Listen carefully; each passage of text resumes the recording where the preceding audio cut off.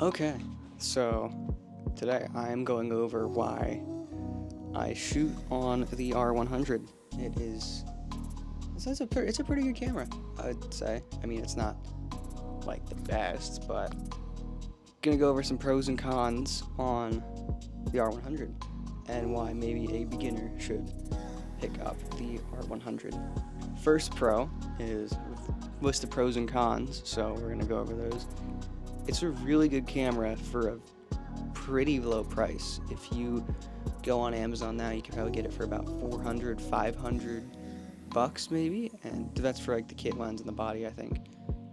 Or you can go on MVP and you can find it for even cheaper, which is it's a mirrorless camera and it has great image quality. Like, I'm filming on it right now and it's an amazing camera for the quality, and it's mirrorless too.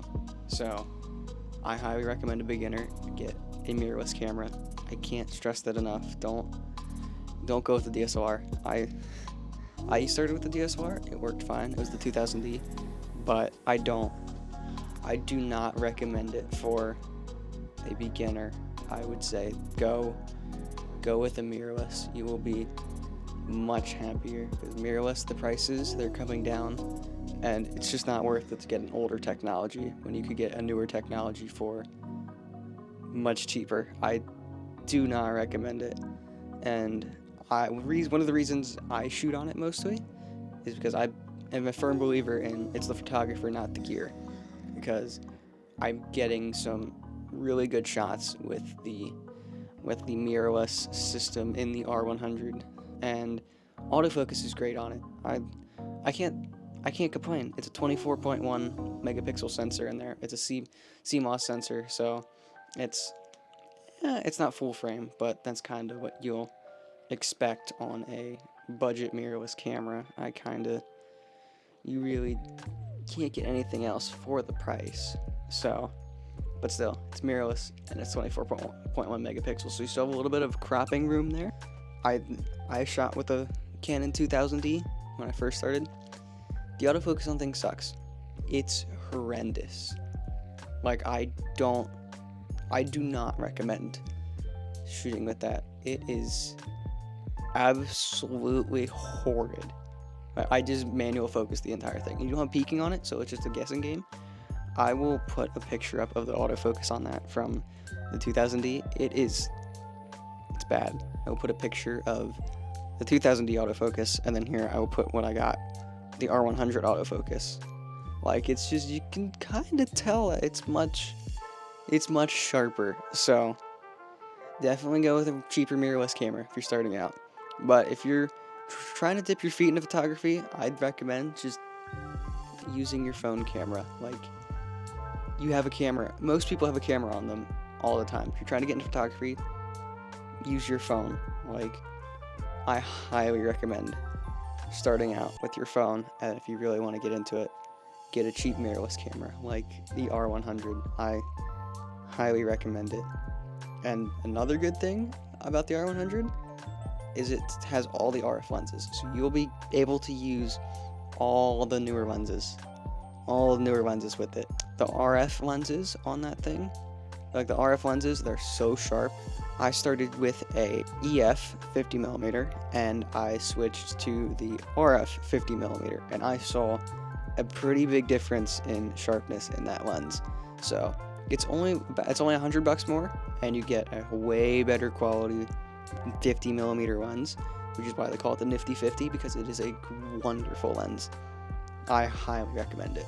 Now, I will say I'm not gonna stick with the R100 forever. I mean, I am trying to grow a business. I'm not gonna sit there with an entry-level camera forever. Eventually, I want to try to upgrade it to the Canon R, because I'm not gonna stick with a Canon R100 forever. I mean, it is a wonderful camera. I recommend it for beginner photographers. It is a great camera, but what I'm gonna do is I'm definitely gonna upgrade to a better RF camera, more professional, better video, better photo quality.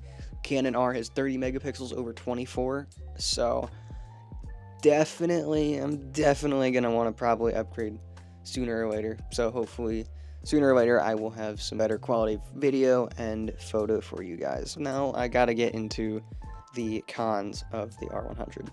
One thing I very much dislike on the R100, it is a very small form factor. Like, it's very small. After a few hours of shooting in a city near us, my hand was dying, because that grip, it's bad. It is not a good grip. I highly recommend, like, I had a 3D printed grip that I sometimes use on it. That definitely helped a little bit. It doesn't look good, but it definitely feels a lot better than using the stock grip on that thing. It's a very small grip, and it's not the most comfortable grip, I will say. Now, since this camera is a very cheap camera for a mirrorless system, Canon had to cut some corners, and one of those corners they cut was the features. There is barely any buttons on this camera, almost zero customizability on this thing. Like, it is a very small amount of what you can customize on the Canon R100. It is one scroll wheel on the top, and that is it. That's really all you can change, and you can flip between your shutter speed and your aperture on it. But it is a very cheap camera, which means they had to cut corners, and one of those corners they cut was on the features, and another one of those features they had to cut was the screen.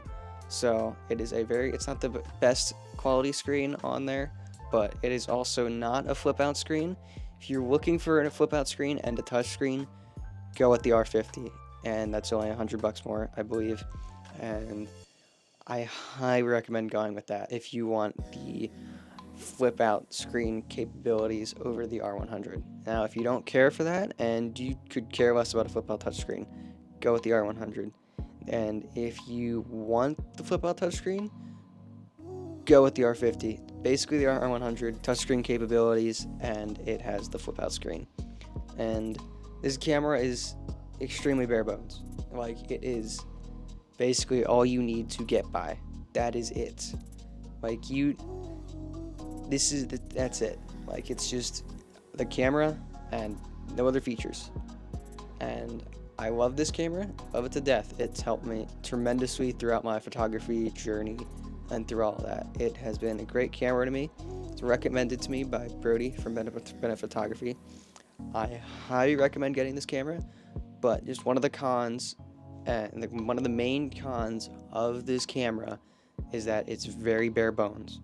So if you're looking for features, I highly recommend going with something other than that if you're looking for more features. But if you're a beginner, if you're starting out, I highly recommend the R100. It is a great camera, and I've used it for about a year now, and I have no complaints other than it is a very bare bones camera.